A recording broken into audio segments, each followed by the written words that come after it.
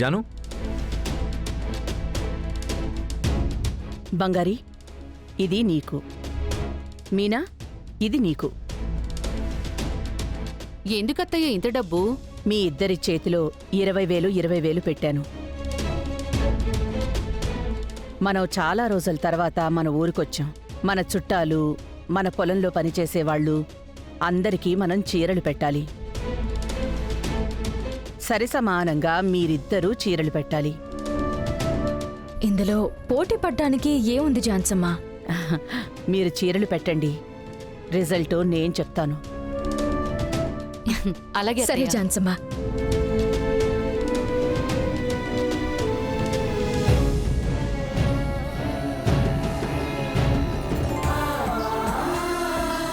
జాన్సమ్మ, రా బంగారి.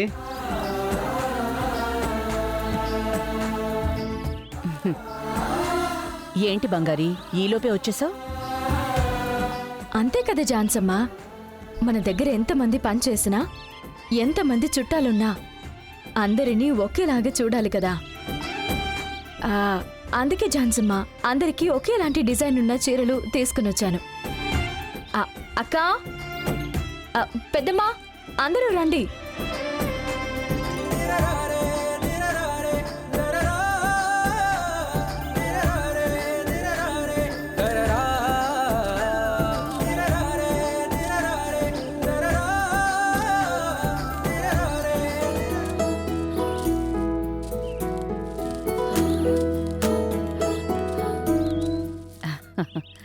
సరే, మీ అత్తగారు ఎక్కడుంది? ఆవిడ వేరే ఏదో షాప్కి వెళ్ళారనుకుంటూ జాన్సమ్మ, కానీ ఎప్పుడొస్తారని తెలీదు. రవి, కేడి, అమ్మా, మీకేమైనా తెలుసా? ఆవిడ ఎవరో చుట్టాలని తీసుకొని షాప్కి వెళ్ళారు ఝాన్సీ అమ్మా. షాప్కా?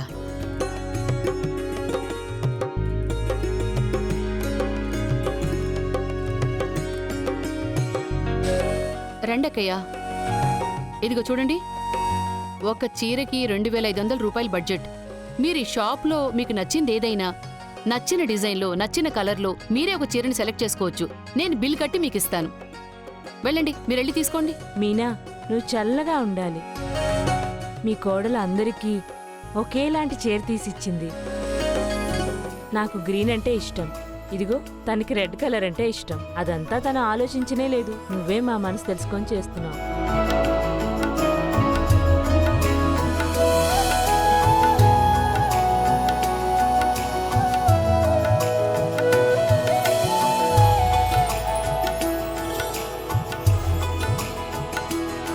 ఇదా? అవును. బాగుంది. ఏంటక్క 2,500కి తీసుకోమంటే 1,500కే తీసుకున్నావు? నాకు ఈ చీర నచ్చిందమ్మా.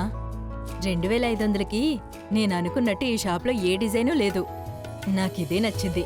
1,500కే సూపర్గా ఉంది. అయితే సరే, ఓకే.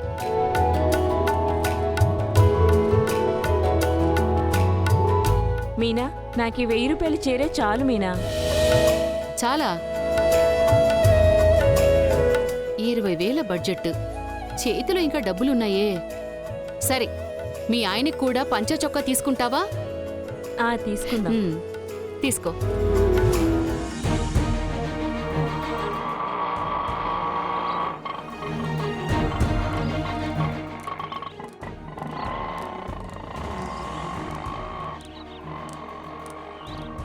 ఝాన్సీ అమ్మ, ఇక్కడ చూడండి. మీ కోడలు నాకు నచ్చిన చీర తీసుకొచ్చింది. ఈ కలర్నే తీసుకోవాలి అనుకున్నాను. తన చేతుల మీద తీసుకోవాలనుందేమో. సరే. అది మాత్రమే కాదు ఝాన్సీ అమ్మ, మా ఇంటాయనకి కూడా పంచా చొక్కా కొనిచ్చింది.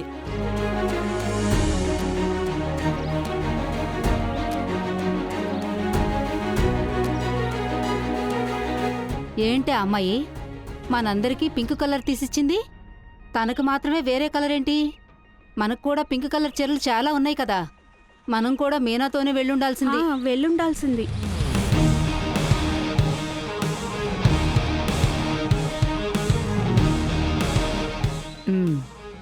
బంగారి, ఈ పోటీలో ఎవరు గెలిచారో అనౌన్స్ చేసేద్దామా? చెయ్యండి జాన్సమ్మ.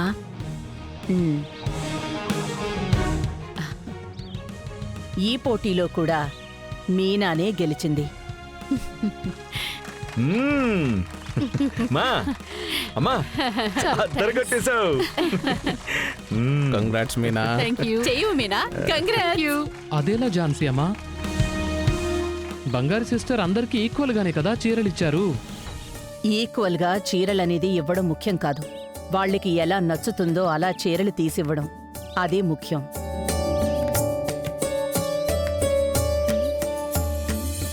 మనం ఇస్తున్నాం కదా అని ఈ కలర్ చీర ఇంతే బడ్జెట్లో ఇస్తాను అని మనం డిసైడ్ అవ్వడం ఒక అధికారం కదా. అది తప్పు కదా. ఏమంటావు బంగారి? కరెక్టే ఝాన్సమ్మా. ప్రేమతో ఇస్తున్నప్పటికీ అది తీసుకునే వాళ్ళకి వాళ్లే సెలెక్ట్ చేసుకునే చాయిస్ మనం ఇవ్వాలి. అలాంటి ప్రేమ చూపిస్తేనే వాళ్ల మనసుని టచ్ చేస్తుంది.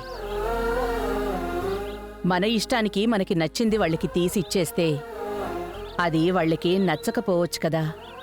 ఇష్టం లేకుండా దాన్ని వాళ్ళ దగ్గరే పెట్టుకుంటారు. బంగారి, మావయ్య, నువ్వు మీ అత్తగారి దగ్గర నుంచి చాలా నేర్చుకోవాలి. ఏంటి?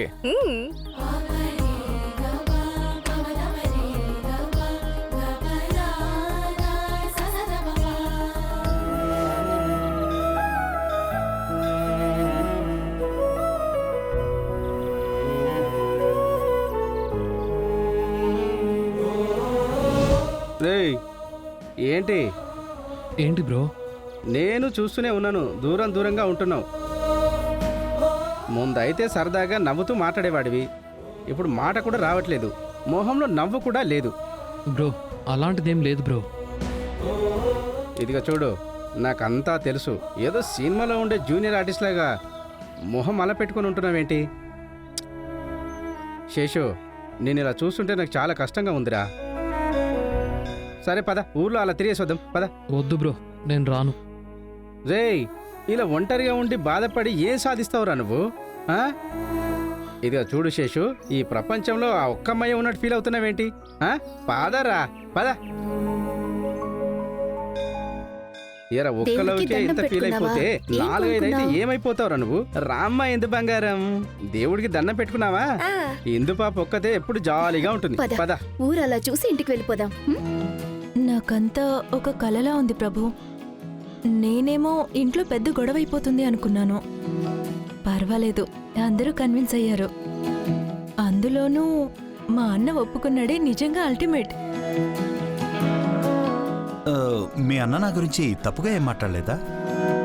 మొదట్లో వద్దు అని చాలా గట్టిగా చెప్పారు. తర్వాత నీ క్యారెక్టర్ చూసి నాకు కరెక్ట్ పర్సన్ నువ్వే అని ఒప్పుకున్నారు. తొందరలో మనకి పెళ్ళైపోతే హనీమూన్ ట్రిప్కి చాలా ప్లాన్స్ వేసుకున్నాను. ఎక్కడికి? స్విట్జర్లాండ్, లండన్, ఆ తర్వాత బాలి, వియత్నాం అలాంటివి. నువ్వు చెప్పే ప్లాన్ అంతా వింటుంటే నెల రోజులంతా హనీమూన్ ట్రిప్కే పోయేట్టుందే.